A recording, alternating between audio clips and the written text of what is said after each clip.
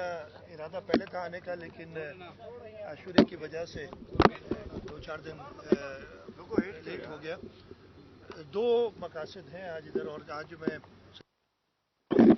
घोटकी ज़िला, इसके बाद मैं कश्मीर और जैकबाद, तीनों अजला में जा रहा हूँ।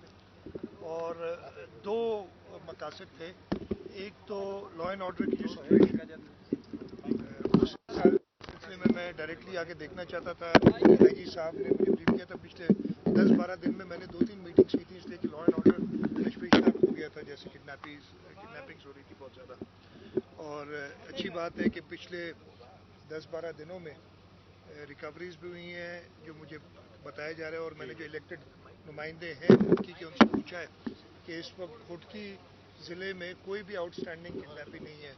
2 थे लोग, वो कल बाहर हो उनके, वो कल रिकवर हुए कल रात को। इसके साथ साथ कश्मीर में भी काफ़ी बेहतरी आई है, और जो डाकुओं के गैंग हैं उनको भी नुकसान दिया है, उनको भी जहन्नुम रसीद किया है डाकुओं को पुलिस ने, और अच्छी कारकर्दगी दिखाई है। मेरा मकसद आने का यही था कि जो मुझे ब्रीफिंग्स दी गई थी कराची में, मैं खुद आके देखूं। यहाँ पे अगर आप देखें, आपने खुद मेरे साथ ट्रैवल किया है, कि जो 77 किलोमीटर का बंद का पोर्शन है जो घोटकी ज़िले में आता है, घोटकी से लेके और डाउन स्ट्रीम जाते हुए